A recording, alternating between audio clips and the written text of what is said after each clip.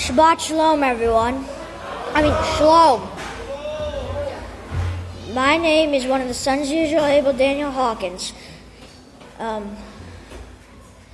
It's now time to start finding your seats for Sabbath services.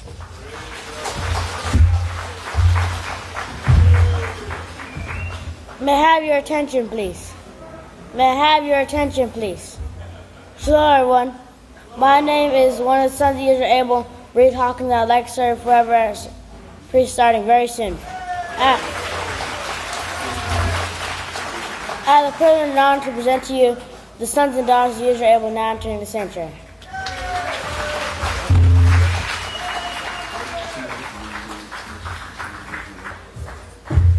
I'd now like to present to you for our first speaker, one of the sons of Yisrayl, Abel Yahweh Hawkins.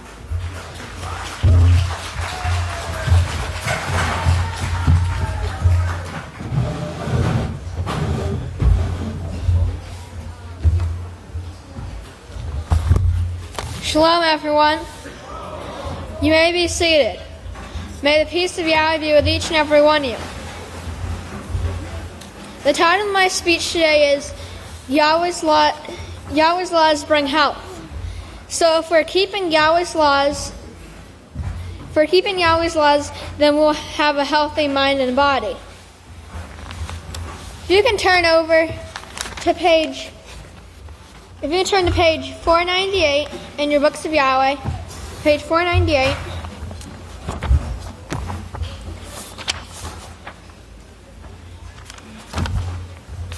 It's Proverbs 4, verse 20 through 22. And it says, "My son, pay attention to my laws." So he's telling you right there to pay attention and to keep his laws. "And incline your ear to my sayings. Do not let them go out of your sight. Keep them in the center of your heart, for they mean life to those who find them and health to the whole body." So you can see there up in verse 20 it says, pay attention to his laws. In verse 22 it says, because they're health to the whole body.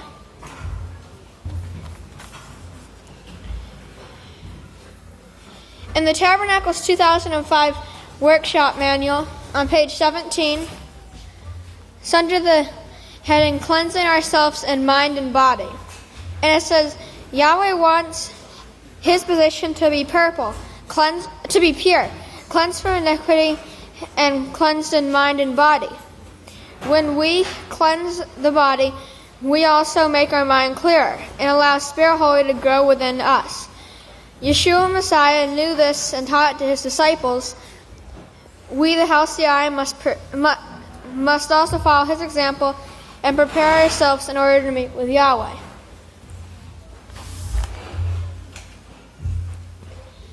If you can turn to page 505 in your books of Yahweh, page 505, it's Proverbs 14, verse 30.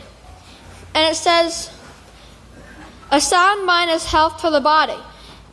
So if we're keeping Yahweh's laws and we have a sound mind, then and we're taking all the supplements that Yisrayl Hawkins has told us to do, then we'll have a healthy body. But envy is rottenness to the bones. In the fifth book of Israel,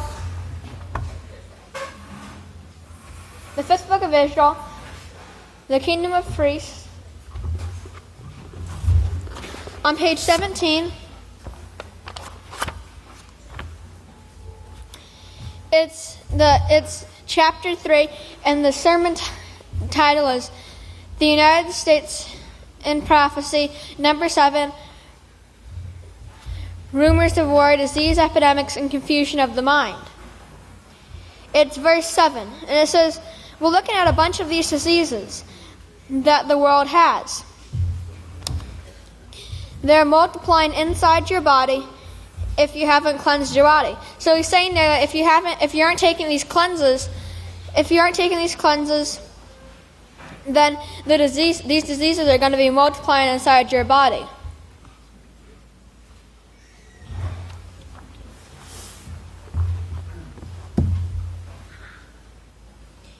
And if you want to know more about the cleanses, if you haven't, you can read the Tabernacles 2005 workshop manual or the Passover and Feast on Unleavened Bread 2004 workshop manual, which tells about all the body systems and the cleanses you can do for them, and the supplements to take, or you can talk to your counselors. If you have the March 2015 Prophetic Word magazine,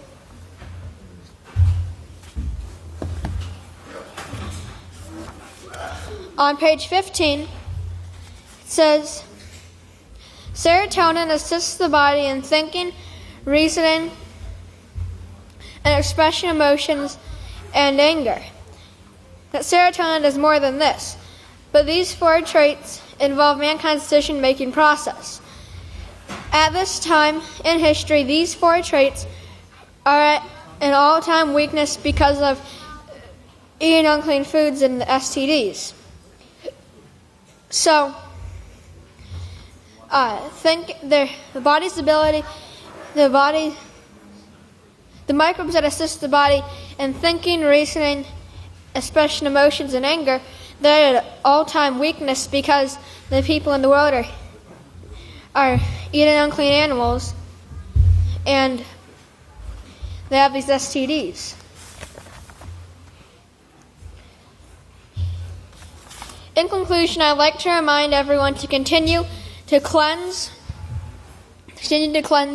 and study and practice the Peace of Solution character education program. Read the books of Yisrayl every day to keep his words fresh on your mind, and do all that he has instructed us to do. Then we will be what is spoken of in 2 Timothy 2:21, a vessel of honor, sanctified and fit for the Father's use, and prepared for every righteous work. And at this time, if you all please stand, it's a great privilege and honor to present to you one of the sons of Israel, Abel, Buffalo Bill, for prayer.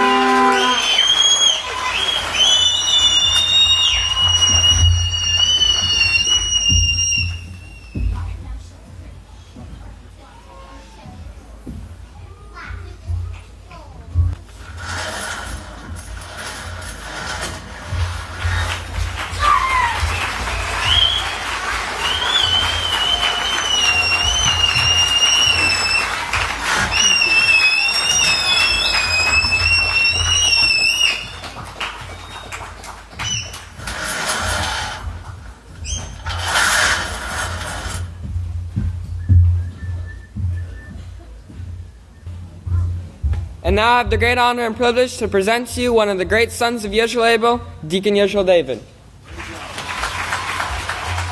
Shalom, everyone. Please be seated.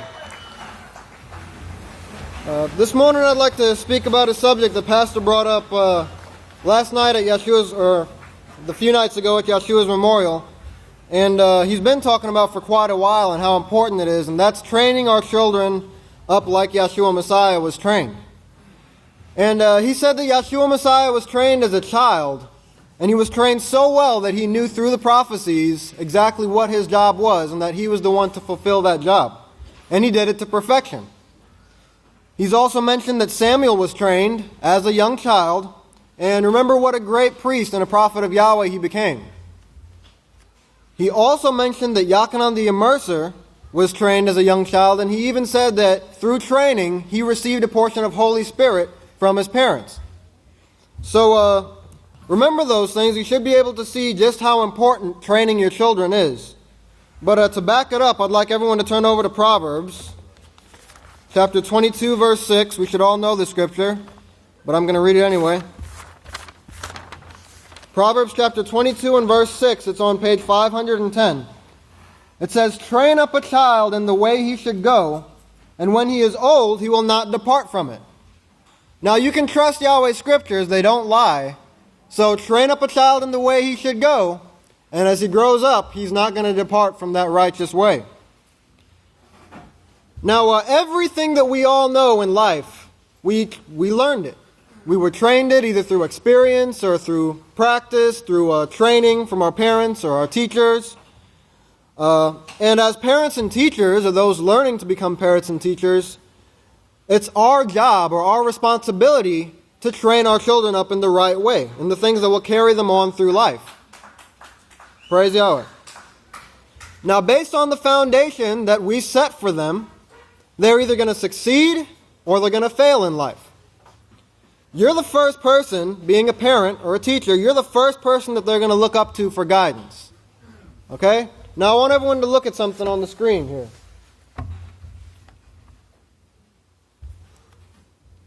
What do you see? What color do you see?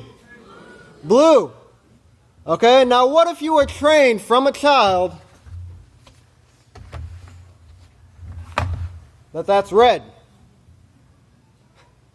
What would you think? You'd think it's red, right? And it would take a lot of encouraging and doing to get you to convince you that that's not red, it's blue. Okay? So it seems like a drastic example, but relate that to the instructions that you give your children and what you tell your children, the training that you give them. Just as that would cause extreme confusion in the mind of your child, so will any false information that you teach your child. So we need to make sure that we teach our children accurate information. This is the same reason that 7 billion people in the world today, excluding the House of Yahweh, are deceived. Because they were trained and given false information. That's what we need to avoid. The House of Yahweh and the Peaceful Solution right now is racing, like a pastor brought out. We're racing to try and retrain the children of this world today. Now, another thing I want to hit on is a common misconception that's extremely harmful for children. And that is that a child is, you have to wait till they turn, 5 or 6 in order before you can start training them. Because their mind isn't fully developed and all this nonsense. No, a child you should start teaching your children while they're in the womb. Science has proven that a child can learn from the womb. No one's too young to learn. We need to begin training them as early as we can. And all of y'all need to get the parenting manual. Okay? It's an awesome tool that'll help you teach your children.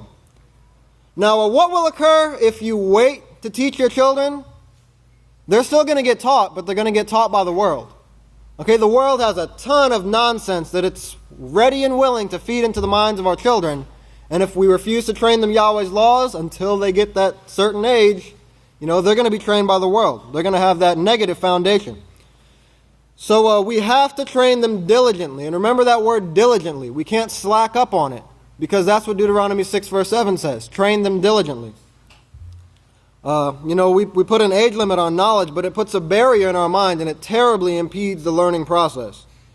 That's something that I really hate about today's educational system, because, they wait till the child's a certain age, and then we can start teaching them their ABCs and how to read and write. But the House of Yahweh has proven that wrong. There's several children in the House of Yahweh that, at the age of 2 and 3 can read and do math and write and all these things that the world waits to do.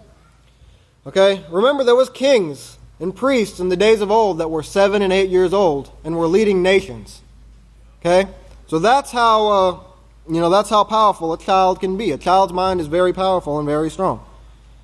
So read the parenting manual and remember that maturity comes through training, not from age. Okay? That's what makes someone mature, is the training they've been given. Now, something else I'd like to hit on is humility. Just as the peaceful solution teaches, how to do something and why you should do it, and what occurs if you don't do it, what occurs if you do it, the blessings that come from it. In the same way, you as parents and teachers, or all of us, have to be willing to explain the how and why and the ins and outs to our children. We have to be humble to our children, and you can't get that barrier in your mind saying, well, he's, my child, I don't have to be humble to him. No, we have to be humble to everyone, including our children. So you have to explain, train them, and guide them in righteousness and holiness. And another thing, if your child asks you something, don't tell him some goofy story trying to explain it like the world does. Tell him the truth, and show him how Yahweh explain to your children like Yahweh explains. Okay, because that's no different than telling your child that Santa comes down the chimney and puts gifts under a Christmas tree. That's the same nonsense that the world's doing. Okay, your child should look up to you as a friend. Not someone, just a parent, a boss that tells them what to do and what not to do and gets in my way all the time when I want to do something. No, your child should look up to you as a friend, someone they can go to for advice and knowledge and learning. And if they have a problem, you should want them to come and talk to you about the problem, and you should be willing to help them, show them Yahweh's way of working with that problem. Praise Yahweh. Now, if you make a mistake as a parent, or if you make a negative choice, you should be willing to apologize to your children. Praise Yahweh. Because what is that teaching them? If you make a mistake, and they know it's wrong because they've been trained in the peaceful solution, Yahweh willing, they're coming to the classes. You're showing a bad example for your children. If you're willing to, say, yes, I made a mistake, this was wrong. See what I did? I apologize for that, I should have never done that. Then they'll realize that, you're striving to become a positive parent. You're not perfect, but you are striving. And they'll do the same thing. You're teaching them by example that way. Praise Yahweh. A lot of times we wonder why, children, they turn 18 and they want to get as far away from us as they can. They leave, and no matter if it means leaving the house of Yahweh. But that should never, ever be. That's because of the foundation that we've brought them up as in their lives. And of course, us as children should also, be able to realize, my parents are trying to do the best that they can. They were raised up in a worldly system, just as, the rest of the world. Everyone has problems, but, we need to focus on our goal, which is Yahweh's kingdom. Don't let, other people's problems get in the way. Okay? Use them as tests and trials and learn from them and rejoice knowing that, we have a position waiting for us in the kingdom if we strive to do our best. Okay? So, just like Pastor said, teach them the prophecies. Teach your children the prophecies, the laws of Yahweh, and show them the part that they play in Yahweh's plan so that they have something to look forward to. That way, rejoice with them in the classes, go to the classes, lead by example. Okay? Go to the classes and encourage them to go to the classes as well. That's what they're set up for. And that leads me to my last point. In the parenting manual that we just talked about, on page 27, it's talking about teaching them in positive character. Okay, you can do all these fancy things for your child. They can be reading it too. They can be doing calculus at 2. But unless, let me read this. It says, your goal as a parent is not to produce a prodigy. So what if a child can do calculus at the age of 7, yet is rude, disrespectful, in opposition to his parents and everyone he meets? If that's the case, you failed your child. Okay, simply put, frankly put, you failed. You taught him all this other stuff, but now he's going to go out and get a job as a construction person or a physicist, and he's going to be arguing with his supervisor and cussing everybody out. He's going to be rude and disrespectful. He's going to lose his job. Okay? And nothing's going to work out for him in life because you didn't train him in positive character. So you have to train him in positive character. And as the House of Yahweh teaches, give him that Holy Spirit like Yachanan's mother and parent and father gave him. Remember what the Spirit is. It's the laws of Yahweh. The laws that I teach you, Yahshua said, this is the Spirit and this is life everlasting. So you're giving your children the Holy Spirit when you teach them positively. Praise Yahweh. Effective parents must see to educating their child not only academically, although that's very important, but also in positive moral character or in the laws of Yahweh. Positive character traits must be instilled within their hearts and minds, and this is done through diligent. Notice that word diligent. You can't give up and say, well, I'm busy, I don't have time to teach my children. No, diligent. All the time, when you sit in your house, when you walk on the road, when you lie down, when you rise up, have the sermons playing in the background when they lie down. When they rise up, teach them the laws of Yahweh. There's not a time when we shouldn't be teaching our children. Diligent, consistent training and role modeling, you have to be doing the same thing. Role modeling positive moral behavior or righteous behavior. This parenting manual is awesome. We have to be sure and teach our children diligently from day one, okay, from the womb. And if you don't do it, you have a failure on your hands. Okay, so do it.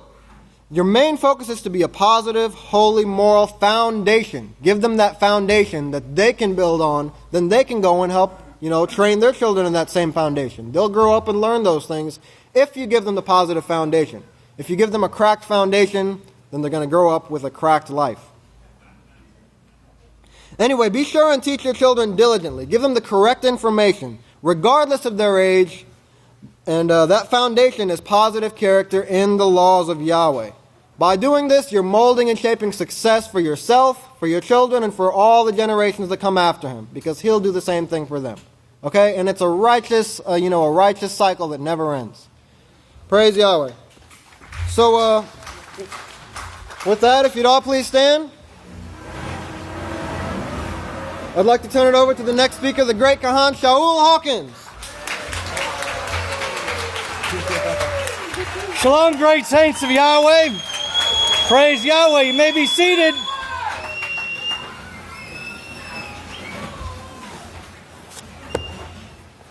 Right along with the great deacon there, I'd like to present to you our newest book here, the 5th book of Israel, Children's Edition. Here goes right along with what he was speaking. It says, The Kingdom of Priests. Now, before you go thinking that this is just a children's book, don't forget, it is one of the books of Israel. All right, and it's filled with the wisdom direct from Yahweh, spoken through the mouth of Yahweh in these last days. The only difference is it's written in a way that even an adult can understand it. All right? If you humble yourself, as Yahshua said, remember, who is greatest in the kingdom? He who will humble himself as a little child. Now, that doesn't mean that you wake up at night every 2 hours needing to be fed and changed. Now, Shaul said also you put away the childish things, but you're humble. You receive the instruction gladly and willingly. This is how we become the greatest in the kingdom. Remember, the last will be first. And we have been given more, and to him much is given, much is expected. All right, and more is expected of us in these last days to be a part of this great harvest, the harvest time. But on training your children, don't forget, turn over real quick. This wasn't really part of the sermon, but in Leviticus 16, I want to show you something here. Bring it to your remembrance. That's all I'm doing today is bringing these things, many things here to remembrance. But in Leviticus 16:32, notice, and the priest who is anointed and consecrated and ordained to succeed his father.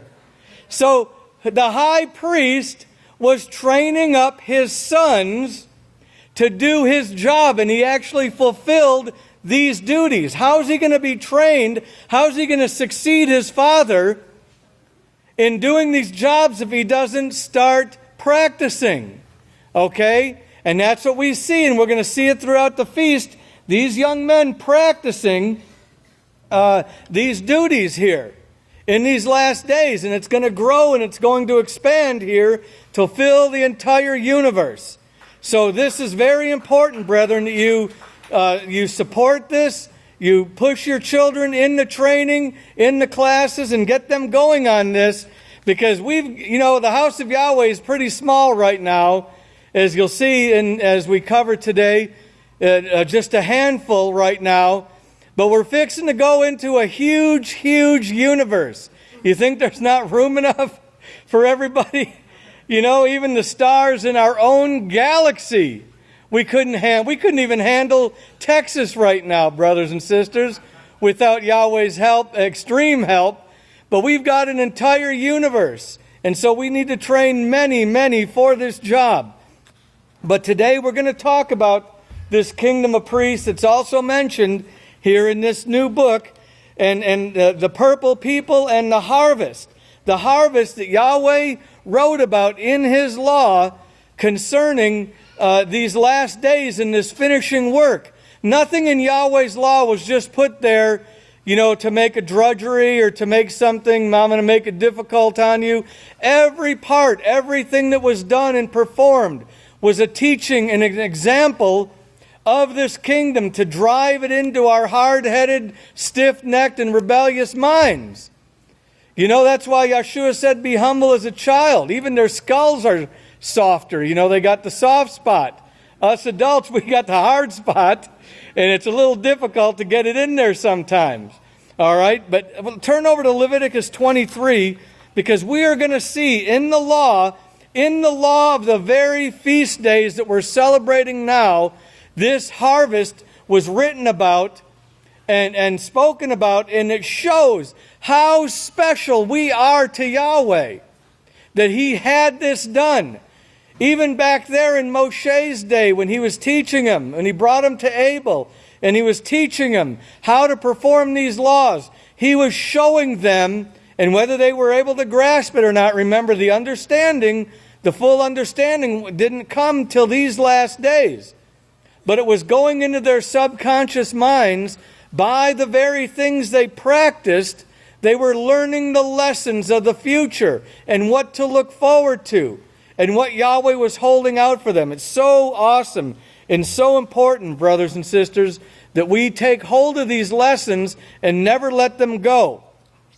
But in Leviticus 23, even starting in verse 1, and Yahweh spoke to Moshe, and just like He does in these last days. You know, that ought to cue you in right there. He spoke to one person.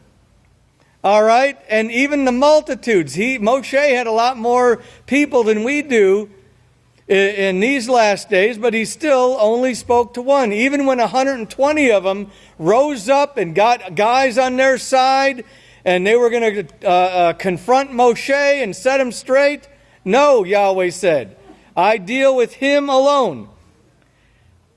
But He said, concerning the feasts of Yahweh, which you shall proclaim to be holy convocations, these are my feasts. And notice the first one.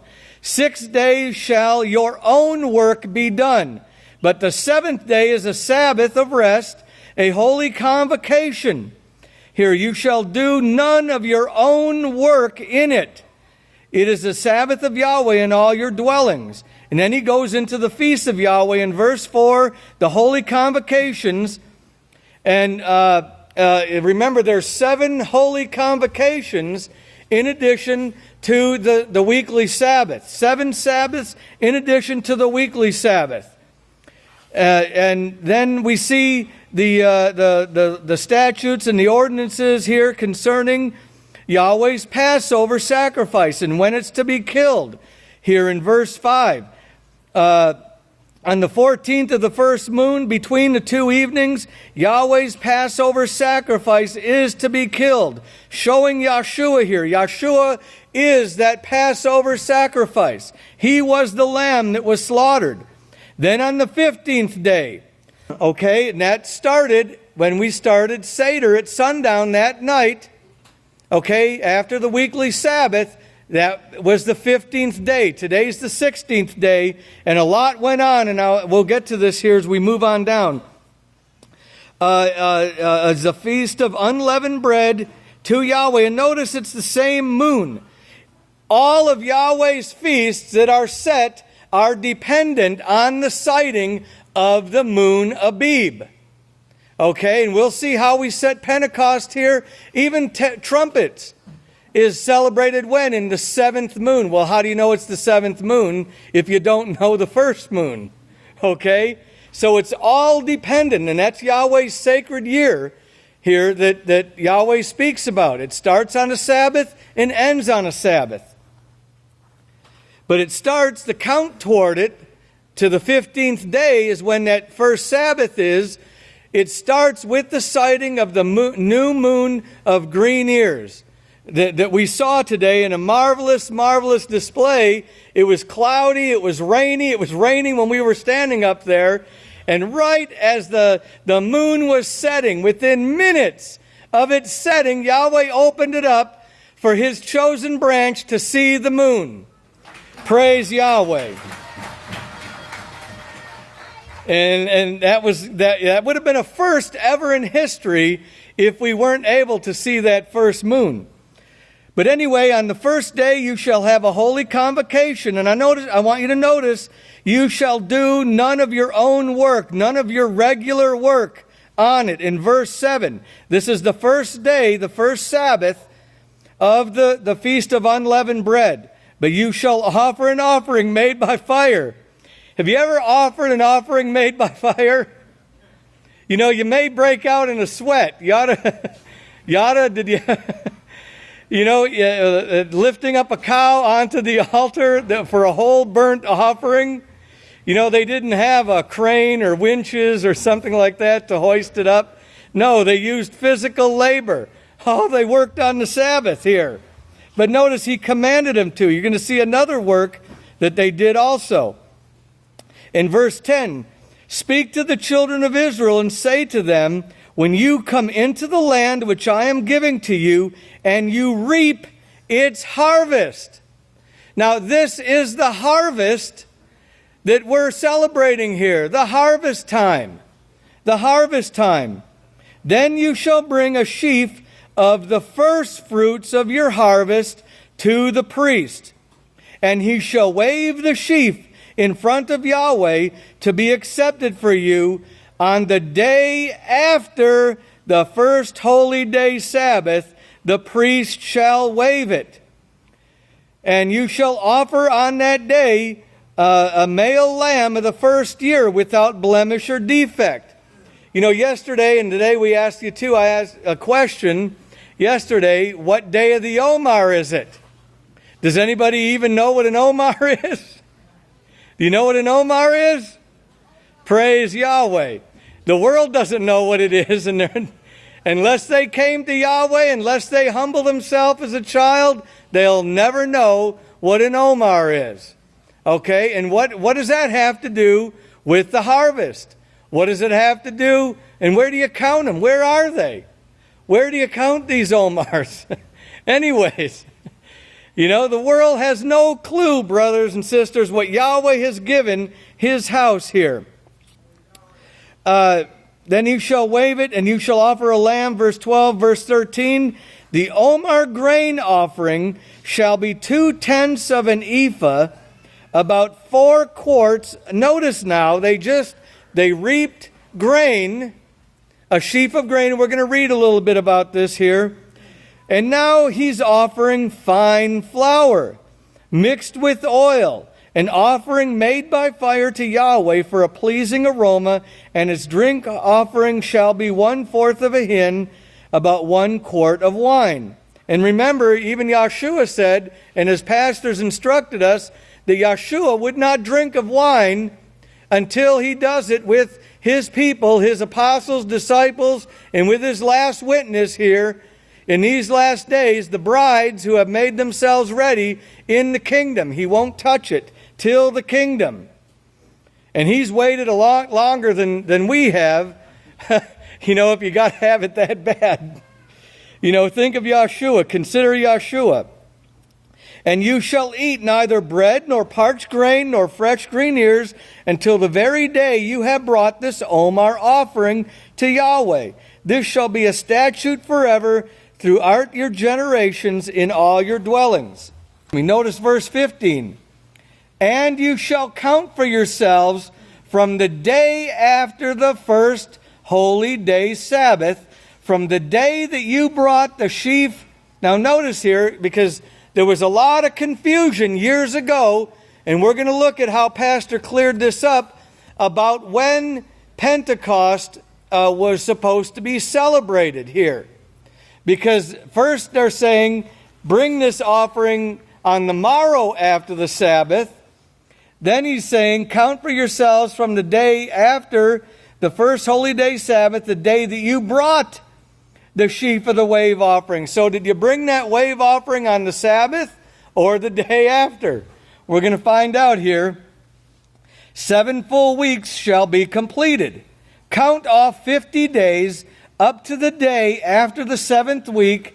That'll be the 50th day. Then you shall offer a new grain offering to Yahweh. But I want to focus today on this reaping, on this harvesting that took place on a day. And then when was the fine flour offered? And what does that fine flour represent? You know, I'll tell you in a nutshell, brothers and sisters, it's all about us. Okay? And that's not boasting about us or anything else. That's just simply stating scriptural facts. This is all about us in these last days. And Yahweh put it here back in these laws that he gave at Abel. And then he told Moshe, after he brought millions of them out, bring them to Abel and teach them these laws. And remember the day that the laws were given? Pentecost. So that's why we're building up to Pentecost. But this, and what took place the very night of Seder at sundown, and then what took place in these laws today, the 16th day of Omar, the 16th day of the moon of Abib, the first day of Omar, is very, very important to understanding this plan of Yahweh in this harvest, okay? It's all got to be according to Yahweh's laws, or Yahweh won't have anything to do with it. And remember, it's the laws that gives us the right to actually, ask Yahweh, please, may I have my inheritance. It's all through the law that these things are done here. Okay? But, is Yahweh concerned with grain here? Is that what he's concerned with? If so, why didn't we have grain to go with it? Why didn't we harvest the grain? Is Yahweh concerned with grain? No. Yahweh's plan is concerned with people.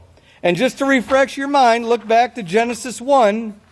Genesis 1:26.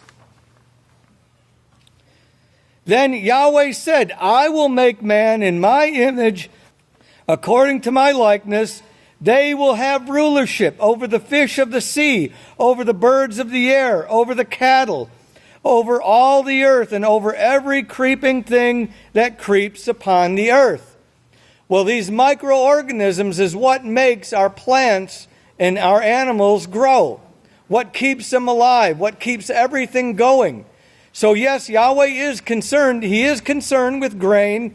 He is concerned with the animals, because we need certain of these to eat, and we're going to eat for all eternity. But that's not all what it's about. Yahweh uses these things to picture them to us so that they sink into our minds and we can understand, oh, that's what he's talking about. That's what's really going on here. Okay? And just like he told Moshe, turn over to Exodus 19. Exodus 19, 5 and 6. Well, here, what we're celebrating at Passover starts here in verse 4. You have seen what I have done to Egypt, and how I carried you on wings of eagles and brought you to myself. Is that not what Yahweh did for each and every one of us? Brought us out of Egypt. And let's not be like some of them that started complaining, about the dry and dusty land and where was all this and that we had in Egypt, and looking back, because look why Yahweh did it. He didn't do it to torture us or something here. All right. He says, now therefore, if you will truly obey my voice by keeping my covenant, then you shall be a special treasure to me above all people. And that means all beings in the universe, all creation, as we just read in Genesis 1:26. For all the earth, all the universe is Yahweh's, and you shall be to me a kingdom of priests. Just like we're training these children, just like this 5th book of Israel, children's edition that came out. A kingdom of priests is what he's seeking. Not a handful of grain, or a handful of flour, rather. These are the laws, and a holy nation, and these are the laws that you shall speak to the children of Israel. You know, it kind of reminds me of what Yeshua said to Kepha. You know, what you do now, you do not understand, but you will understand, and joyful will you be when you do them. Okay? And this is what we've got to get our minds on, is this work of Yahweh in these last days, finishing it up, the work that he has given to this house, being fit servants to Yahweh's servant, and therefore qualifying to be a part of this harvest that we're going to read about. We're going to do a little reading here out of the book, Deceptions Concerning Yahweh's Calendar of Events. And I'll tell you, it's a very special book to me, because I was recounting to Pastor this morning that the very first day that I walked into the sanctuary at T&P Lane and got to meet Pastor, he was there with Kohan Yehuda. I knew him as David Werner back then. And Pastor had on, he didn't have a suit coat on, but he had a white shirt and a tie. And he had a printer's apron on. And he says, come back here, I want to show you something. And I went back around to where the printing press was, and he was printing this very book here. You know, and really awesome. And I'd already read it. I didn't understand it because it came out in the Prophetic Word magazines. It's got about Solomon's sin and the sacred pole. There was 2 parts on that. Thousands will keep the Passover wrong, and millions will keep the day of Pentecost wrong. And there was a lot of deceptions, you know, that tried to come into the house of Yahweh, like the equinox and so forth back then, and they were all smashed and shattered, and we don't even hear about them anymore in these last days. Praise Yahweh.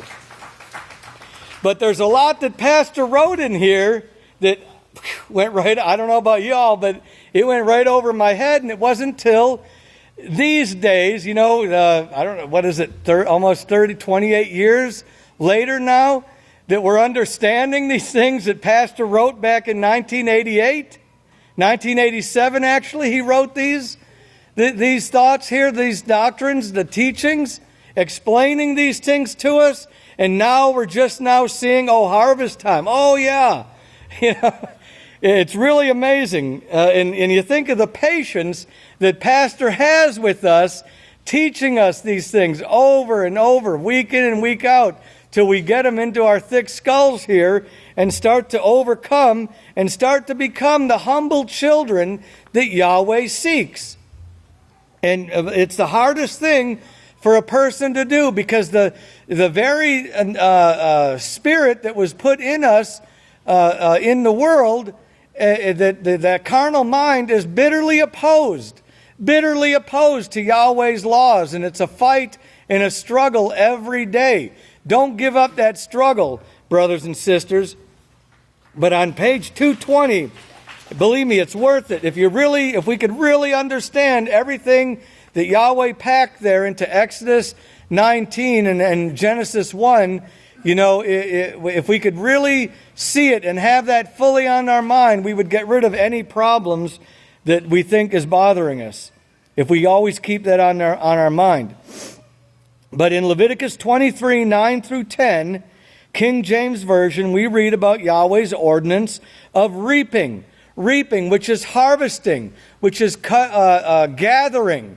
The gathering, remember the sermons on the gathering. They're all synonyms here. Reaping, harvesting, gathering grain by cutting, harvesting grain by cutting. And you know, we've got to be cut out of this world and brought to the house of Yahweh here to qualify. And first we must understand that this reaping is most definitely not speaking of a time when each head of household would go to his own field, cut down his own grain, and make sure that he brought a sheaf that he had cut to the priest. Even in the tiny land of Israel, the southern fields and the Jericho Valley are ready to harvest well before the northern fields. This reaping of the Omer offering sheaf of the first fruits was a special ceremony performed by a select group of individuals who performed the cutting of the Omer on behalf of all the people of Israel. This sheaf most assuredly was not brought by each and every man in Israel. Okay? And that's a lot of the deception that people have. They think they want to do these things and they want to go out and they want to kill a lamb. You know, it just does away with Yahweh's plan. It shows that none of Yahweh's plan has sunk into their minds at all when they do this. And we see the proof here. It says, tells about the procedure on the day before the festival. And this is at the time when the lambs were being slaughtered on the 14th day of the moon between the two evenings. At the same time, this team went out into the field and got ready to cut the barley. And they had to wait till sundown to do it. And they asked the question, has the sun gone down into this basket on this Sabbath, and shall I reap? And then there was people there observing, and they would answer yes when they saw the sun go down. So they were doing this reaping, this work. All right, these priests were doing this work on Yahweh's Sabbath day, on his feast day Sabbath. Here, it wasn't a weekly Sabbath, because it was the 14th day at sundown, beginning the 15th day. And you remember we read in verse 14, you shall eat neither bread nor parched grain nor fresh green ears until the very day you have brought the Omer offering to Yahweh. So this had to be cut. The sheaf was cut. The grain was cut and brought to the priest. Here, let's see where I want to... Now, there was an argument about what Sabbath they cut it on that Pastor cleared up here, but he also threw in some information that I found astounding here that I hadn't noticed before till this morning. Here, it's really awesome. But if the Passover was on a Wednesday, but they didn't cut the sheaf till after the weekly till the weekly Sabbath, they couldn't eat unleavened bread during the Feast of Unleavened Bread. You see how foolish that is? And that's how they got this idea that Pentecost is always on a Sunday, because they thought, and I'll tell you who thought it here that Pastor wrote, and their ideas and their deception, because they didn't want anything more to do with the hostile rabble of the Jews.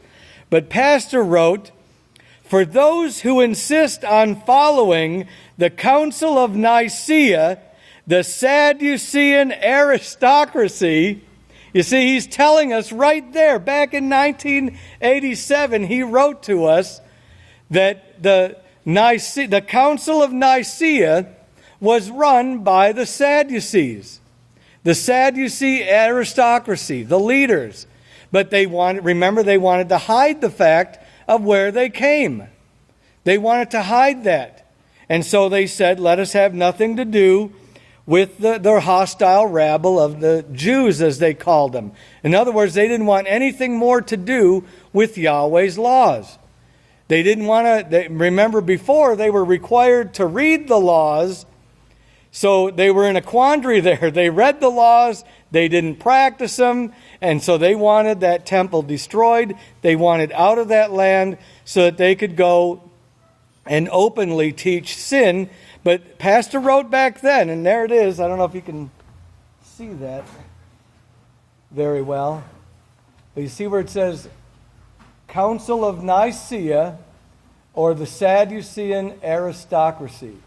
Right there, 1987, he actually wrote this to us, teaching us these things all along. Okay? Amazing, amazing. Now, waving the Omer offering, because there was two parts to this. There was the reaping or the harvesting of the Omer offering of grain, but then there was the waving, okay, which was a completely different procedure. And as Pastor put in the excerpt, well, let's just read this. We have already proven that the Omer, and the Omer, by the way, is a weight. It's simply a dry weight. All right, it's no mysterious power or amulet or something that they want to worship, some idol or god that they made. It's a simple weight of grain that they reaped that evening. As the sun went down, that they reaped, and then they brought that to the priest, fulfilling that law there in Leviticus 23. We have already proven that the sheaf or Omer of the first fruits was to be reaped or cut on the first holy day Sabbath of the Feast of Unleavened Bread. This same Omer that was brought or caused to enter in on that Sabbath was then offered or waved the day after that Sabbath. All right, the morrow after the Sabbath. That's why yesterday, even though I asked you what day of the Omer it was, yesterday was not the first day of the Omer. Today, as we heard in the announcements, is the first day of Omer. Very important, because if these things were not kept exactly according to every statute and ordinance, then would Yahweh's eyes and heart be at that feast? No. It would be a feast of Satan, and we would have no hope. So these things were done all in accordance, just like Yeshua had to be sacrificed, killed between the two evenings, so was this performed up until that day. Because if you notice, you can't perform this cutting of the grain without that lamb. So because the lamb has been sacrificed and resurrected, we don't have a need now to cut that grain. We couldn't do it. We might as well kill a lamb if we're going to do that. Okay? So keep that in your mind before you go out pulling the mower out and thinking you got to go, bring some grass clippings in here. Next. So the priest, it says, the Omer was reaped right after sunset of the 14th day, beginning the 15th day. The cut barley sheaves were then brought to the priest, as Leviticus 23:10 gave instruction. The priest then accepted this Omer offering from that delegation, thus making it lawful to eat the bread, the unleavened bread, during the Feast of Unleavened Bread. They placed the cut sheaves in a safe place until that Sabbath came to an end. The first holy day Sabbath, on the 15th day of the first moon, came to its end at sunset, which began the 16th day. Then right at sunset, beginning that 16th day, those cut sheaves were brought into the temple court, where much work preparing these sheaves was begun. The ears were brought into the court of the temple, and notice about these ears. Remember the harvest. We were the golden grain here, the golden barley here was thrashed out with canes or stalks. Ouch. But not to injure the grain, but then it was parched on a pan perforated with holes. That means ran through the fire. Does that sound familiar? Like when Keefa said, don't be amazed concerning the fiery trial that you must undergo. And then finally exposed to the wind. It wasn't done yet, though. The flour was successfully passed through 13 sieves. All right? Sifting it 13 times. Each sieve closer. That is a tighter hole, smaller hole than the other. Okay? Until it was sufficiently fine. And this preparation was done on the second day of the Passover feast, or the 16th of the moon of Abib. That was done today. Now, although 10 omers was reaped Now, remember, many are called, but few are chosen here. So pay attention closely of how this fits in with us. Although 10 omers was reaped, only 1 omer of flour was waved on the morning of the 16th day of the first moon. Waved, that means held up to Yahweh. Okay? So 10 omers were cut. 1 omer was held up to Yahweh. And only a handful of the flour mixed with oil and frankincense was then burned on the offering. So you see the process that's going. Brethren, we need to strive to be in that handful of flour there, because that is us. We are, and you'll need a lot of reading here to get this, but we are that first fruits of the grain offering here. Yeshua was the blood offering. We are the grain offering. Take note here, now this is on page 230. Remember, this wave offering was a grain offering and not a blood offering. A lamb had to be offered with the Omer grain offering. Now I ask you, did Yeshua Messiah need a sacrifice to be accepted by Yahweh? The answer to this question is definitely not. Yeshua Messiah was the sacrifice himself. Yeshua was the lamb. Yeshua's sacrifice made it possible for the Omer offering, the handful of flour, to be accepted by Yahweh. All right? And this is what we need to strive for. So keep in mind when you're feeling thrashed, parched, ground, and sifted 13 times, that Yahweh wants you as part of this handful, only a handful. Now, there are more than one harvest here, and we don't have time to get into it, but there was more than one harvest during the year. But what's going to be the first harvest here? It's going to be this first resurrection.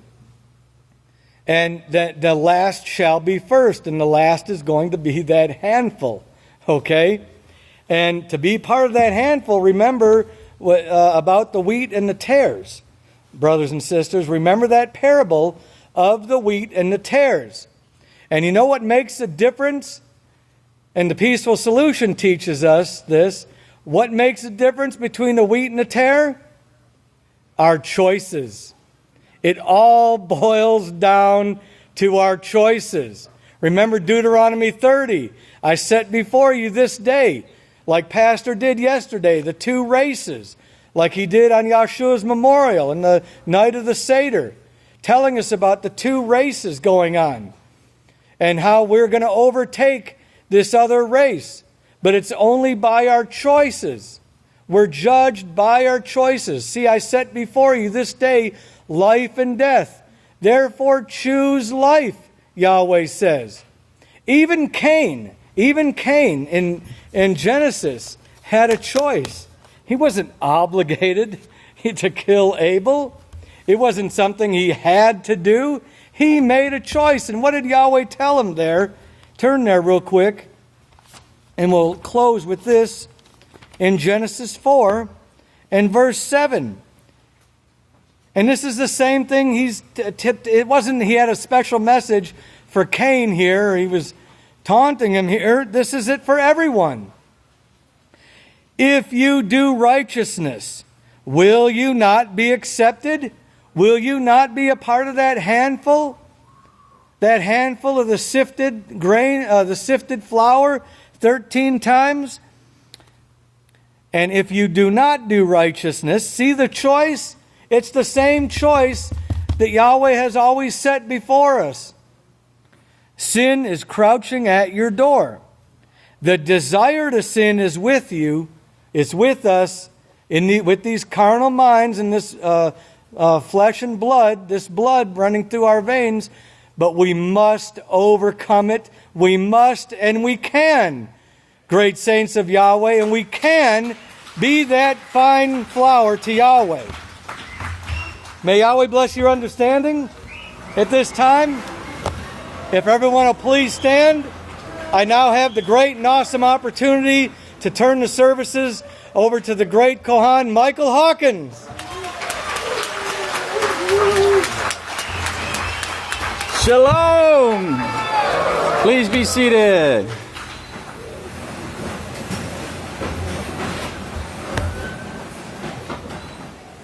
You got your running shoes on? Get on that race, man. Okay, let's go to Matithia. Open up to Matithia. You know, Matithia 13. Matithia chapter 13. It's such a blessing to be in Yahweh's house. It's such a blessing to be here. Man, what an awesome crowd this is. The beautiful saints of Yahweh, I tell you. You know, while the world carries on and does their thing, whatever confusion they're into, you know, we have the greatest opportunity to have our minds open. And brethren, don't ever take that for granted. You know, always continue to remember these things. And think about what this feast is about, okay? Because sometimes we get busy and we kind of forget about what the feast is all about. And this is a feast of self-examination too, right? Getting that leavening, getting that sin out of our lives, thinking about the things that we need to work on, you know? And be thinking about those things because, you know, to make it into the kingdom, Yahweh will work with us, and He is working with us, you know, and that's why we've gotten as far as it is. But remember, we have to be striving inwardly, you know. We're running that race within ourselves too, you know, getting the sin out of our lives and getting these things out of our minds so we can become perfected. Well, here in Matithia, Yeshua said in verse 13, Matithia 13:24, Yeshua said, He presented another parable to them. Now remember, he spoke in parables. And remember his disciples asked me, said, why are you speaking in parables all the time? You know, why don't you just speak plain English, you know? Because remember what he said, it wasn't given to them to understand these things. Okay, so now you should think about this. When you understand the parables, that's Yahweh working with you. That's Yahweh giving you that understanding. Okay, so keep that in mind, because the world, to them, they can't, you know, Christianity is still wrapped up with the snake wrapped around the tree, you know, with an apple in its mouth. You know, that's their concept of understanding the scriptures. But Yeshua presented another parable to them, saying, the kingdom of heaven may be compared to a man who sowed worthy seed in his field. Now, if you think about it, the kingdom of heaven, okay? Now, when Yeshua was talking, he was also, you know, he referred to the last days. And remember the man, okay, compared to a man who sowed worthy seed in his field. Think about that man today, okay? Because Yeshua, remember, don't forget, Yeshua spoke about Israel Hawkins in these last days, okay? And he's planting this seed. And so while men slept, the enemy came and sowed tares among the wheat and then went her way. Now, remember about the 10 virgins? Not all of them slept, but those who did sleep were the ones who allowed the spiritual sleep to come upon them, the spiritual laziness to come upon them, you know, and they end up listening to Satan, and she was able to deceive them. Don't let that take place. So when the plants grow up, verse 26, so when the plants grew up and the wheat formed ears of grain, in other words, they brought forth fruit, right? And the tares were discovered. Well, why were they discovered? You know, because when the tares growing with the wheat, it looks, you know, from a distance, you think it's wheat. You know, it's deceiving. They look like they fit right in there, you know. But a tare is a hypocrite. You know, it's not the same as wheat. And you can tell the difference when it begins to ripen and mature. So they didn't bring forth any fruit that was beneficial for the body of Messiah. So verse 27, so when the servants of the household went to him and said, Ruler, did you not sow worthy seed in your field? Where did these tares come from? Now you see right there, that's Satan's way of trying to put some type of blame on the house of Yahweh, you know. Well, hey, didn't you do this work? Didn't you do this marvelous work, Yeshua? You know? They did the same thing with Yahweh, too. They parted the Red Sea and these kinds of things. And they still couldn't see these things. They still couldn't grasp what Yahweh has done. And we have to realize in these last days all the mighty things that Yahweh has done. And that's why Yeshua said you're blessed to believe without seeing. Verse 28, then he said, an enemy has done this. You know, like Pastor said, hey, dummy, don't you know that Satan is an enemy? You should be able to realize that Satan did this. And the servant said to him, "What, do you want us to pull him up?" Automatically, let's just condemn him, right? Just condemn your brothers and your sisters, just pull them up. They're useless in the house of Yahweh. We can never have that attitude, And praise Yahweh, that type of attitude is, I think, about out of Yahweh's house, and that's a great blessing because, we love Yahweh's people. We love one another. And that's how Yeshua said that we would know that we are his disciples, right? It's the love that we have. We have a closeness and a love in Yahweh's house that this world could never, ever comprehend. They don't understand what it's about. Verse 29, but he said, "No, you might even pull up the wheat while you're pulling out the tares." In other words, let your brothers and sisters have enough time to overcome. Okay? Let them grow together until the harvest. Now notice, there's a certain time until the harvest. Okay? And at the time of the harvest, I would say to the reapers, "First gather the tares and bind them in bundles to burn them, and gather the wheat into my barn." So you see there's a separation that's taking place there during that time of harvest, when the harvest time comes. Open up to Exodus 26. Exodus 26. Because, everything is done in accordance with the pattern. There's no random selection or anything, that Yahweh uses. He does everything by the book. But the thing is with Yahweh, Yahweh does everything in exact detail, in preciseness. Everything that's in his plan is laid out. Well, it makes total sense from beginning to end. And so in Exodus 26 here, we see in verse 30, Exodus 26, verse 30, it's on page 67. Exodus 26, verse 30, it says, "And you shall raise up the tabernacle according to the pattern." So it's always remained the same. Okay, there's a pattern. It's kind of like, when women make dresses, right? But say man, okay, you guys are going to make a shirt, okay? Well, you're going to have a pattern, right? So you follow that pattern. And if you follow the pattern, or if you're building a house, you're making the roof and stuff, you laid out a pattern, okay? And you use that pattern and you cut everything the same. So when it's all put together, it all fits together. Otherwise, you'd have a ridiculous looking house. But, you have to follow a pattern. If you follow the pattern never changes. It always remains the same. It's what you follow, okay? And Yeshua and the apostles laid that groundwork, and that's why the house of Yahweh is based upon the foundation of the apostles and the prophets. All of these things are written for us. So if we follow all of the things that Yahweh has said to do, then we can't go wrong. So he says, "Make it according to the pattern which was shown in the mountain," the house of Yahweh, okay? "Make a veil woven of blue, purple, and scarlet yarn, and finely twisted linen, with cherubim woven into it by skilled craftsmen," okay? Verse 33, jump down. "Hang the veil from the clasp and place the ark of the testimony behind the veil. The veil will separate the holy place from the most holy place," or the Holy of Holies. So notice this veil, and there's colors here that act as a separation place from Yahweh. So how do we get there? Well, hold your place here in Exodus and turn over to Hebrews chapter 6. Hebrews chapter 6. Hebrews 6. On the page. Now, colors mean a lot to Yahweh. And if you remember, years and years and years ago, Pastor gave a sermon about colors and the importance of it and what they stand for and stuff. Okay, in Hebrews 6:19, it's on page 946. Okay, Hebrews 6, verse 19.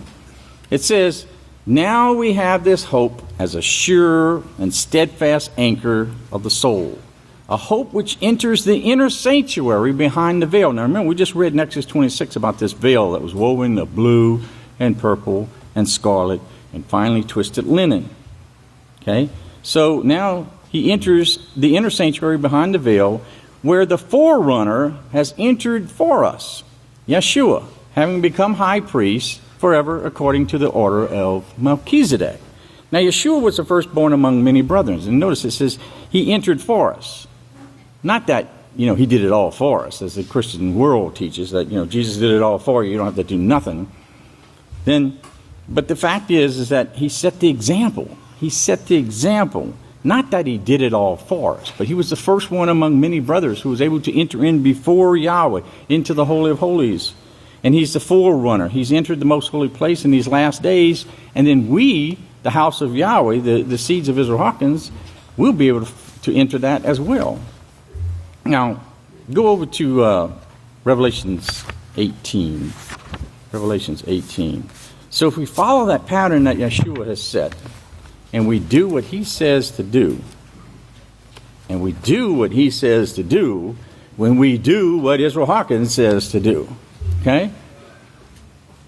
You know, brethren, the greatest let me have your attention just for a second. Everybody.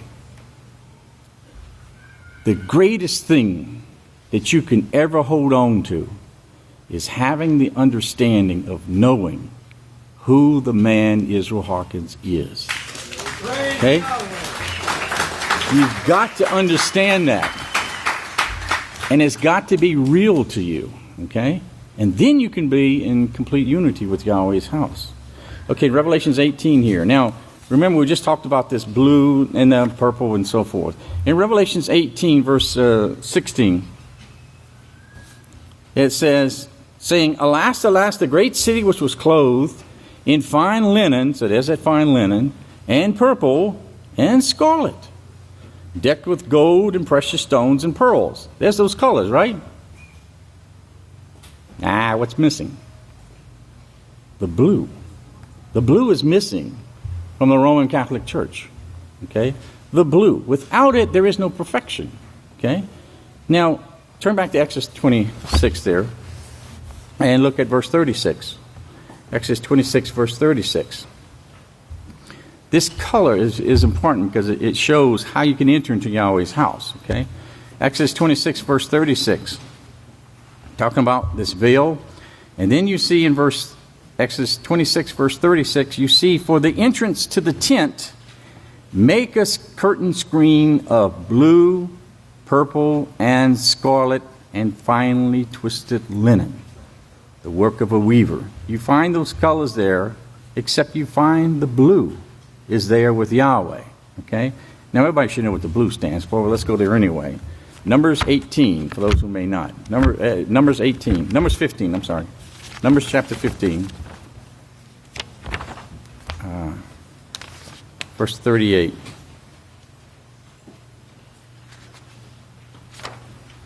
Numbers 15, verse 38 and 39 we'll read. Now remember, this curtain, okay, this was the curtain that entered into the tent. In other words, the house of Yahweh, where you were able to actually enter into it, okay? Now, Numbers 15, I keep saying 18. Numbers 15, verse 38.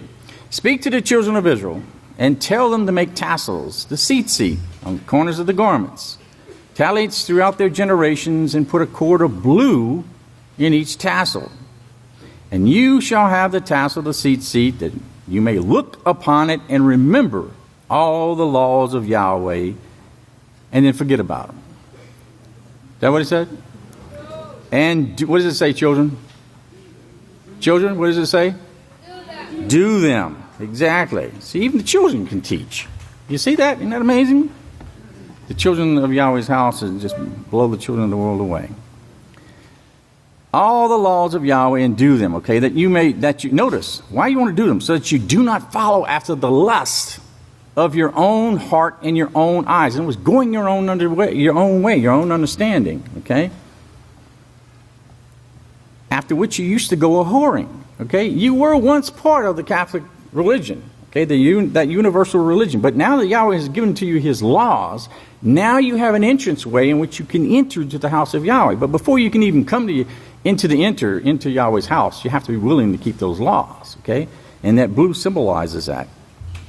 Turn over to Yada chapter 1. Yada chapter 1. And remember, this is the feast where we examine ourselves and look, and look deep, brother, and look really, really deep, because we're fixing to enter a time like there's been no other. We know that as far, but I'm not even talking about that. I'm talking about a time when the education in Yahweh's house is just going to explode. And either we'll be on the bandwagon or we won't, okay? Either we'll be there and we will accept that, or we will not. And that's why it's so important that you realize that anytime there's a function going on here, you think it's just to have something to do? Just so people can go someplace or whatever? Everything that goes on in Yahweh's house is for a reason, okay? And that's why we announce that there's things that go on every night of the week, okay, for people to attend so that they can learn. Okay, in Yada, chapter 1, verse 18. For they said to you that there would be scoffers in the last days, who would walk according to their own unholy lust. You see, that's the reason why we have the seat. That's why we have the blue. The blue is to remind us so we don't go a-whoring after our own lust, right? And these are the ones who separate themselves, leaving the house of Yahweh, not having the Spirit. You notice, they separate themselves. They give unto themselves the mark of the beast. Remember, that's what the scripture says. The mark of the beast is not forced upon anyone. They give it to themselves. They give themselves the mark of the beast. Okay? And the mark of the beast, I was just looking up. The mark of the beast, volume 2 was the book that was there, that was in print. The first feast I came to in Yahweh's house, and it was volume 2 in 1986. They were doing that, and I remember helping proofread it. Now, turn over to 1 Thessalonians. So they don't have the Spirit. They separate themselves, and that's what Catholic Church has always taught: is separation. 1 Thessalonians 5. Separate yourselves from the truth. Separate yourself from the work. Okay? And that's what you got to think about. That's how subtle Satan is. Okay? Remember last night in the film where Pastor said, it's a work going on, right? He said there's a work going on. And you ever notice how that pattern is always there, right? We stay involved in the work. If you separate yourself when you can possibly come to help out in something, you're separating yourself from the body. Don't deceive yourselves, okay? Get involved in everything that's done. And I'm telling you, this feast went really, I was amazed that, we weren't here really, really late. The 1 and 2 o'clock in the morning cleaning up. Everybody just jumped in there and did everything. It was finished before midnight. It was great. Really great. Okay, 1 Thessalonians 5:14. It says, now we exhort you, brothers, warn those who are unruly, not keeping the ranks and out of order among you, and comfort the downhearted. Notice, comfort the downhearted, support the weak, and be patient towards all. Do you have to work on patience? I'd say raise your hand, but probably everybody's hand would go up. We already know that, right? We have to work on patience, You get busy, you get stressful, you got this project going on, you got that going on, the phone's ringing, and people come up to you asking you this and asking you that, and then, hello! How may I help you? Can I serve you today? Oh, you have to get off the phone. I got something to do. No, but we have to learn how to have patience, right? I mean, these are all things that we really need to really take seriously, though, really, But see that no one pays back evil for evil, notice. Now, that's retaliation, right? Retaliation. We can't pay back evil for evil because what are you doing? You're acting like a god. You're making yourself into a god. You see why we teach don't retaliate? That's the God's way. That's not Yahweh's way. But always pursue. That's the work for. Pursue that which is righteous. The laws of Yahweh. That blue. Go after it. Both among yourselves and towards all. Because remember, you love your neighbor as yourself. Right? And rejoice always. Yeah. Ding. That one's got to be in flashing lights. Rejoice. Okay? Because it's so easy to get pulled down. It's so easy to let the cares, of every day. I mean, even if when you're doing the work, sometimes just things start getting to you, whatever, and you got to remember, you got to rejoice in what we're doing. And if we would just sit back and we think about who we are, we're in the house of Yahweh. We are the house of Yahweh. Okay? We are the house of Yahweh. And we're the seed of Israel Hawkins. And so if we think about every time you see him come out here and everybody's hooping and hollering, right? Because you're so joyful to see him and to hear his teaching.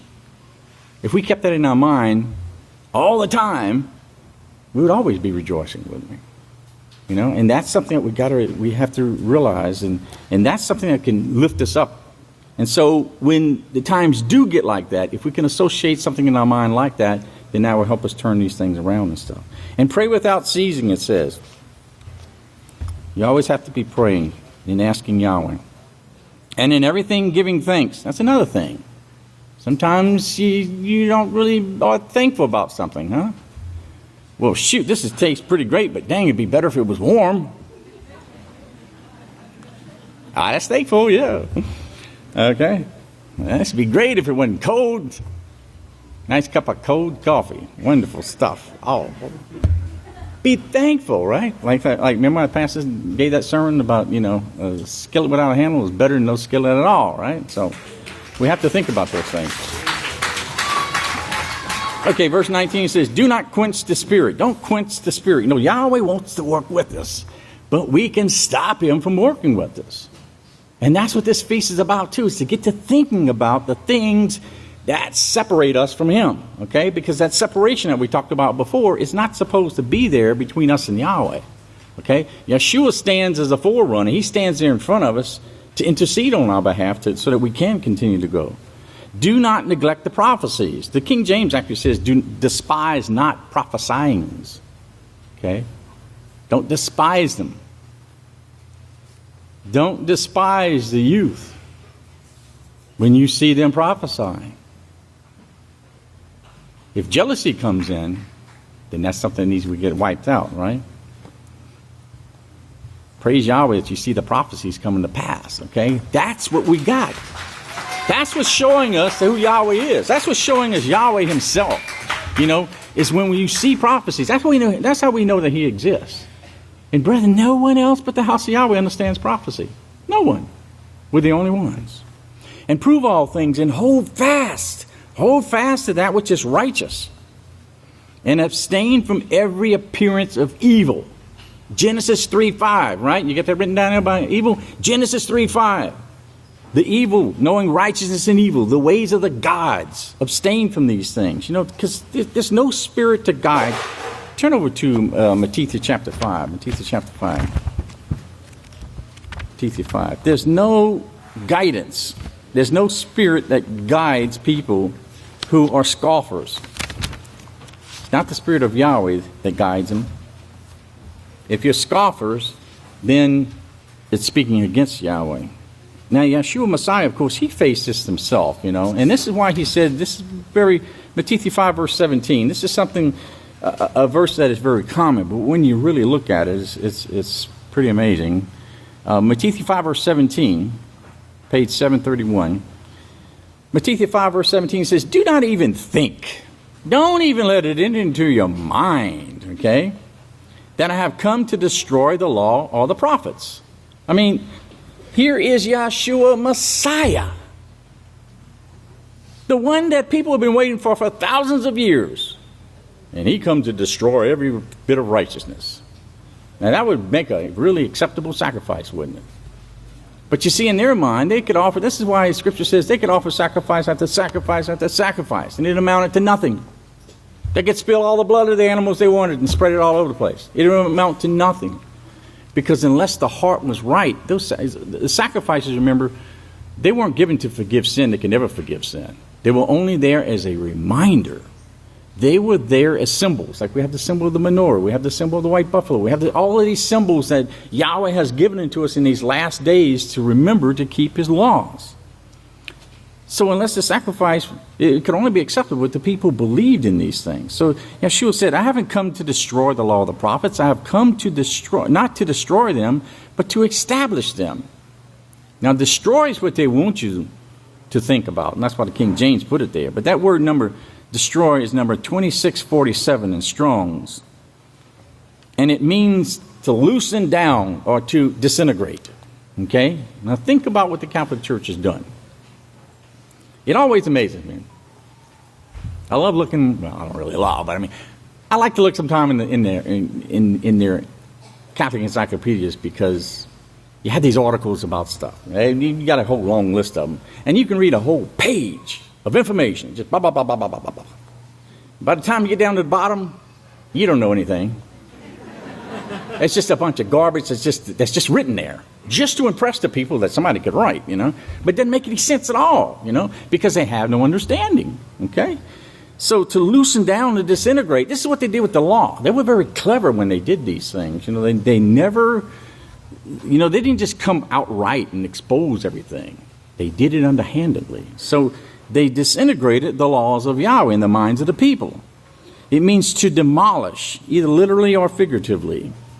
And that's what they did. They began to demolish these things. Remember, they changed the entire culture of a people. The entire culture of the people. The Jews, are not the Yadim.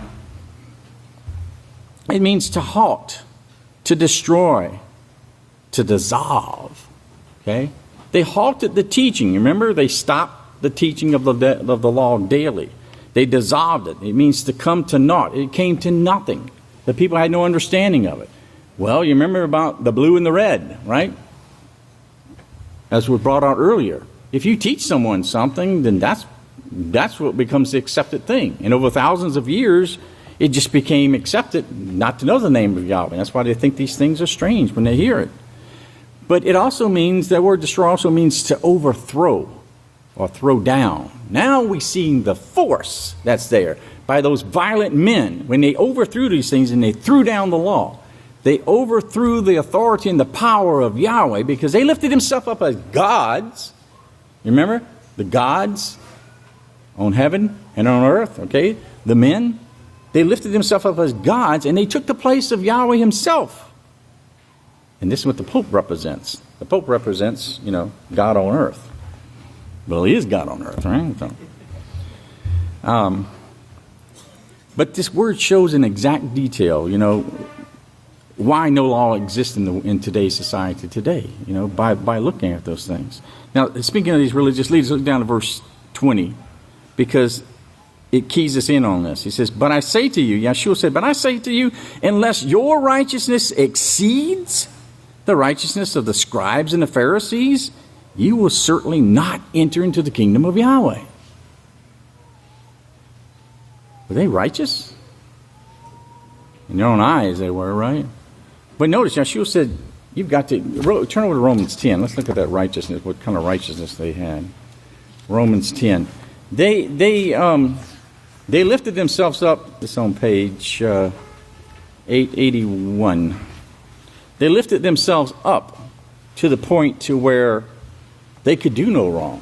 This is why today the Pope, when the Pope speaks, I forget the goofy Latin word that they use, but when he speaks to where he's speaking like God, he's infallible. Whatever he says goes. So if he says you got to eat peanut butter sandwiches on Thursday, you got to do that if you're a Catholic, and submit to it, kind of stuff. That's speaking on inspiration, they say, But your righteousness must exceed that of the right. Remember, we know what righteousness is. It's keeping Yahweh's laws. And it's got to exceed what the Pharisees, the scribes and the Pharisees did. Romans 10 verse 1 says, brothers, my heart's longing and prayer to Yahweh is for Israel, those who rule as Yahweh. Those who desire to rule as Yahweh, right? So that they may be saved. For I can testify about them that they are zealous for Yahweh, but their zeal, the same that the Apostle Shaul had before he was converted, that zeal was there in him. But notice, it's not according to knowledge. It's not according to the knowledge of Yahweh. Since they, being ignorant of the righteousness that comes from Yahweh, and seeking to establish their own righteousness. This is what the Catholic Church is going after, their own form of righteousness. And if you step away from what the House of Yahweh teaches and instructs, that's when you start going their way. You see, and that's why sin separates us, because we can't be in complete unity if we go the other way. And notice, but they have not submitted to Yahweh's righteousness. For Yeshua's ultimate result of keeping the law and to righteousness for everyone who believes. And that same line of thinking is done today. This was an article that came out a while back about the Big Bang, and the Pope. You know. Pope Francis declares evolution and the Big Bang Theory are real, and that God is not a magician with a magic wand. Dang, you sure fooled me. I thought he was the wizard sitting up there. Okay, so when we read about the creation in Genesis, he says, we run the risk of imagining that God was a magician with a magic wand able to do everything. Now, what does he do there? He's limiting the Creator's power and ability in the minds of the people. How many times does that occur with us? How many times does sometimes we may fail to fully put our trust in Yahweh? Pastor didn't have a problem with that. He comes up here and tells you the way it is. Whether you believe it or not, hey, Yahweh said it and it's going to be done. And there's no turning him.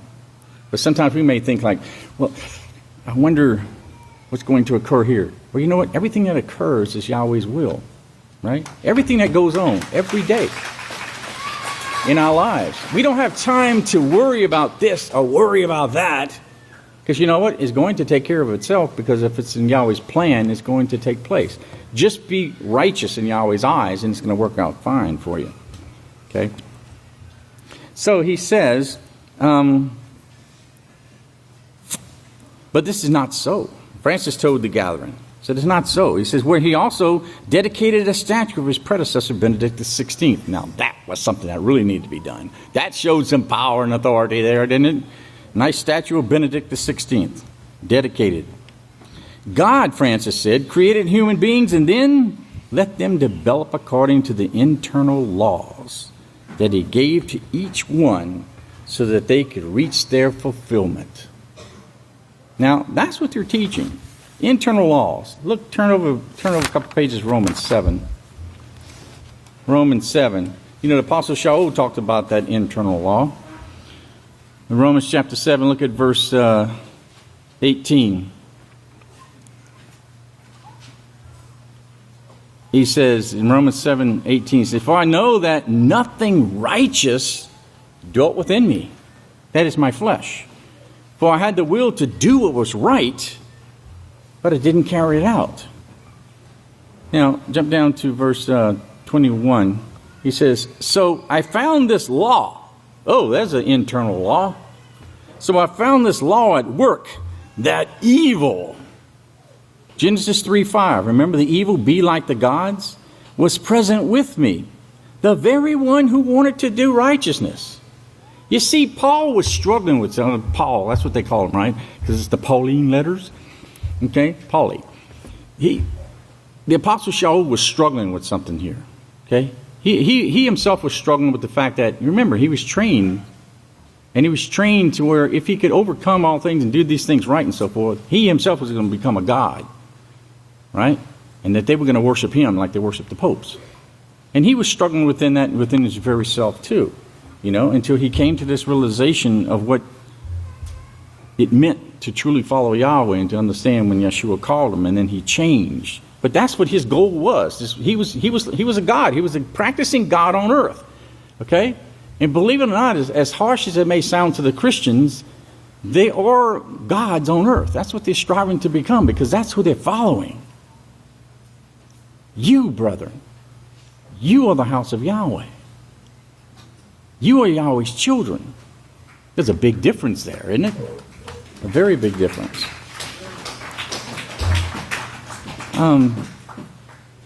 You know, but you can govern yourself. You have to govern yourself, right? You got to have self-control and so forth. But you've got to have laws written in your hearts and your minds. That's the eternal laws that Yahweh writes. But you see, that comes from Yahweh. The Pope don't give you those laws, okay? Because they don't have any laws. So the laws that they come up with, they call them, I think they call them the natural laws. And that's whatever, you know, whatever you feel like doing, you do. But there was another article. Let's see what I had it. Yes, this is it. The title of it was the fullness and foolishness. Back up a little bit. Yeah, okay. Fullness and foolishness. Okay. And this is what it says. It says this mystical prayer and metaphysical, mystical and metaphysical prayer. Now, the word mystical, this is from the Oxford English Dictionary. Mystical means having a spiritual meaning of reality that is neither apparent to the senses nor obvious to the intelligence. I don't think I want my prayers to be that way. Okay. I want them to make sense. Okay. Metaphysical means highly abstract or abstruse, which means it's difficult to understand and it's insufficient facts. Okay. Now this is their prayers. This is the confusion that they have. Okay. Now notice what he says. He says, your destiny is to be filled with the fullness of God. Filled with the fullness of God. It's what we call theosis. And as Saint Irenaeus also said, God became man so that men could become gods. Now that's their concept of what righteousness is. Okay? That's their own form of righteousness. Aren't you glad Israel Hawkins teaches us what righteousness really is? Well, you know, Yahweh gave us a warning way back in Genesis 3:5, don't follow the gods, right? Now, notice it says, it is this lack of something good which exercises me. I want to address the problem at the root. Well, maybe I'll just cut that tree down, you know. But I want to be filled with the fullness of God at the foundation level. Now, notice, this is the foundation of God. It's not the foundation of the apostles and the prophets that the house of Yahweh is built upon, okay? And then everything will take care of itself. You can just do whatever you want to do, right? Just do what you want to do. That's what the gods teach. Do whatever you want to do. The lack of this fullness is foolishness. Foolishness is worldly wisdom. Now, this is where I want you to pay attention. Pay close attention to what he calls worldly wisdom. It is thinking that I can do things without God and make myself better on my own. Now, who's he talking about? Who's he talking to here? Who's he talking about? He's talking about the house of Yahweh, right? Okay? Keep that in mind. Here's how he does it. Maybe through a combination of willpower. What is willpower? It's self-control. He's talking about the peaceful solution here, okay? Or positive thinking, okay? Positive character traits. Religious exercises. That's loving to do righteousness, and you assembled here doing a religious exercise, which is glorious to Yahweh, right? And striving very hard to be a nicer person. What's wrong with overcoming? What is wrong with wanting to overcome? What is wrong with wanting to have peace with your neighbor and peace with the world? You know, but that, notice what he calls it. That's foolishness, he says. Well, Mr. Pope, I think foolishness is belonging to the Catholic Church. Okay? And not the house of Yahweh. If you want salvation, you have to be here. Okay? Because, you know, the Catholic Church, they're full of idols, and they're full of images, and all of these things act as reminders. They act as reminders to keep the people's minds focused on becoming a god themselves. You know, like the old saying goes, wouldn't you like to see your name in lights? You know? No, I like when it said great nuclear age. I like that. All right? You remember that last night in the film? The great nuclear age. Okay? I want to be in that gathering. Now, turn over to Exodus 20. Exodus 20. You know, something, they talk about this foolishness. You know, I heard so much condemnation, people, you know, condemning and writing in and stuff about the white buffalo. Oh, you worship the buffalo. Yes, we do. Praise Yahweh. And I worship you too. I worship everybody in this room right now. Okay, and everybody who isn't here. Because what is worship is serving, right? We serve one another. It's the ignorance of the mind that they have. You know, they don't understand these things and they talk foolishness. Exodus 20 here. Because notice what it says in verses 3 to 5. Exodus 20. You shall have no hinder gods at all in opposition against me. You shall not make for yourself any carved image, an idol, in the form of anything in heaven above, or on the earth beneath, or in the waters below. You shall not bow down to them, nor serve them, for I am Yahweh, your heavenly Father, who is zealous for my house. Now, those who condemn, turn over real quick to Yada chapter 1. Yada chapter 1. those who condemn, they actually condemn themselves. And I'll show you why. And if anybody ever says anything to you, you can throw this on them too. In Yahweh chapter 1, because, for one thing, the law says to bow down. No one in the house of Yahweh bows down and serves any gods. Okay? And we certainly don't bow down and worship that picture of the white buffalo. You know? Although if it was in Yahweh's law, we would, whether they liked it or not, you know. But it's ignorance of the law of Yahweh that causes these people to think these things. And they actually change the laws of Yahweh because they don't have any understanding. Okay? And the scriptures tells us that they actually speak evil of the things that they don't understand. And they actually turn themselves into this thing. So that they actually condemn them. They can, by their own word, by saying something like that, they condemn themselves. Because look in Yahweh chapter 1, verse 10. But these speak evil of those things which they do not understand. But what they know naturally, instinctively, like brute beasts, in those things they corrupt themselves. So who's the beast? Who's bowing down and worshiping a beast? But they are. Okay? Because we simply have a representation that Yahweh says is perfectly fine. Okay? Because Yeshua Messiah is called the Lamb of Yahweh. He's a lamb, a 4-footed beast. You see how crazy something like that is? You know, it's so crazy because the fact that when they condemn something that Yahweh permits that is holy and righteous, it's absolutely crazy. Now, didn't the high priest make pomegranates on the hem of his garment? Why, isn't a pomegranate something that grows on the earth? He made an image of something that grows on earth. How about Moshe and Solomon? Didn't they make an image of a heavenly being? Like the cherubim that live in the heavens and so forth? You know, why would the Creator call something unlawful when it's to honor Him? You know, when it's in His plan. You know, if it's wrong to have an image, that of course would mean that all the statues and all the paintings would be unlawful to have. It would even mean that an animal or maybe even a cloud, picture of a cloud, is forbidden by that law, right? That's the way that you interpret that law. But you see, it's their own form of righteousness that they interpret these things to think that the house of Yahweh is teaching something that's against the laws. Or not against the law, because they won't say it's against the law. They'll just say it's against the Bible. It's against their understanding of the Bible, which it is. It's against their understanding of what they understand of the Scriptures. But it's not according to Yahweh's laws, you know. But the same people, they wouldn't even have a problem taking a picture with a camera, take a selfie, you know, and so forth.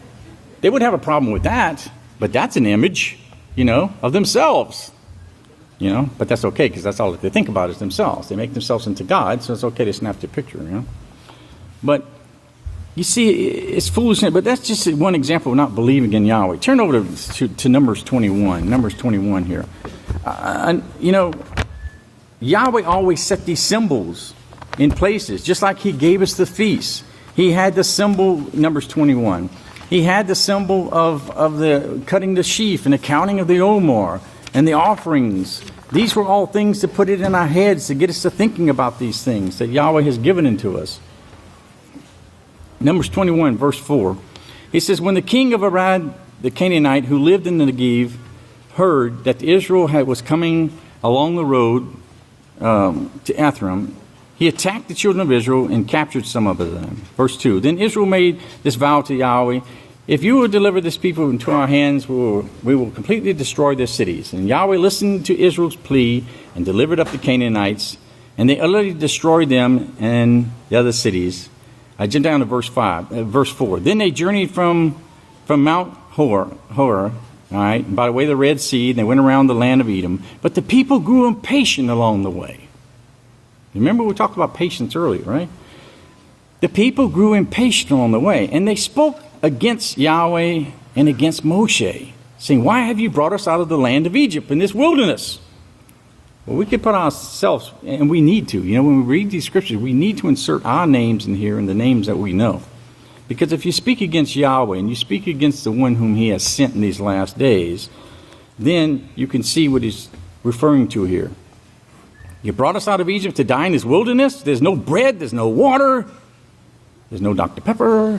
There's none of these things that anybody could ever have, drink, eat, and so forth, right? And we detest this miserable food. Well, how sometimes people, they kind of like, it rubs them. It was almost like sad when Pastor said in the sermon a few weeks back about, he says, I know some people may be offended by this and maybe even want to leave, but you got to start coming out of the world. You remember him saying that? And it's like, but, that's detesting this miserable food. That's what it looks like in people's eyes if they have that problem. And Yahweh, but I think everybody here is ready to get out of the world. Praise Yahweh. But notice, verse 6 says, and Yahweh sent venomous snakes among them, and they bit the people. And many of the people of Israel died. So the people came to Moshe and said, we have sinned when we spoke against Yahweh and against you, Israel. Pray that Yahweh would take the snakes away from us. So Moshe prayed for the people, and Yahweh said to Moshe, make a snake and put it on the pole. Anyone who is bitten can look upon it and live. So Moshe made a bronze snake and put it on the pole. And when anyone was bitten by a snake, they looked at the bronze snake, he lived. Okay? Now, the word look means to see or to observe, to consider, to look at, to give attention, to discern, and to distinguish. Okay? Distinguish, understand, distinguish between the right and the wrong, the clean and the unclean, and so forth, right? So this was a symbol. This was a reminder that Yahweh was used, that was actually pointing towards the coming of the Messiah, because if you remember verse 7, they say, well, we sinned against Yahweh and we sinned against Moshe. Okay? So this word bitten, they needed to repent because they needed to be saved from the bites of these serpents. Okay? 1 Corinthians 15, if you want to write it down. 1 Corinthians 15, 55 through 57. The word bitten means to strike with a sting as a serpent. To strike with a sting as a serpent. Now, 1 Corinthians 15, 55 says, O death, where is your sting? O Sheol, the grave, where is your victory? The sting of sin is death. And thanks be to Yahweh who gives us the victory through our King Yeshua Messiah. So Satan is that old serpent. And the bites represented the sting of death that comes from following Satan's ways. And this is what he was trying to get them to look at. Okay? Because if you remember, in Yechaniah 3 verses 14 and 15, Yeshua said, just as Moshe raised up the serpent in the wilderness, so will the Son of Man be lifted up. Okay? And whoever believes in him will not perish but have everlasting life. So he was trying to get the people to realize that it's not the serpent that was worshipped. It was the faith of the people that was being tested. Would they believe Yahweh and would they look forward to the coming of the Messiah? Okay? Now we're no different. We have to believe without seeing, and we're looking forward to the coming of Yeshua Messiah. Okay? And so when we read the scriptures, we have to put ourselves in the place of these people and think about these things, because remember, the people became impatient, right? Come on, kingdom, get here, get here, get here. Well, yeah, we do want it here, but you know what? We got to be ready for it, because I'm not going to get in on your coattails, and you're not going to get in on mine. Everybody has to work out their own salvation, and our salvation, our righteousness, has to exceed that of the scribes and the Pharisees. They said, which should be pretty easy for even a newborn child can almost accomplish that, right, in the house of Yahweh, compared to the people of the world. But the thing is, we have to examine ourselves. We have to keep these things in mind, because Yahweh and Yeshua tells us, we have to practice righteousness. If we want to be a part of that harvest, we have to practice these things. And real quickly, let me just tell you some of the words of practice. The words practice is number 4160. First Yochanan, chapter 3 says, sin is transgression of the law. He who practices righteousness is righteous, right? And then those who are of Yahweh cannot sin. And people say, well, what if we do sin? Well, we have an advocate which we can come back to Yahweh, right? But the thing is, you see, sin separates us from Yahweh. We're cut off from Yahweh. However, it's the practice of righteousness that makes us perfect. So if we practice what the law says, and that is to confess your sins and to repent, then you come back in contact with Yahweh. That's why when you sin, you're not completely cut off from Yahweh, to where there's no hope for you ever returning back. We have the law to keep and the law to follow. And that's what brings us back in unity together with Yahweh. Okay? So, I got to cut off here. Okay. So, have a great feast, everybody. Yahweh bless you. I'll turn the services over to closing prayer.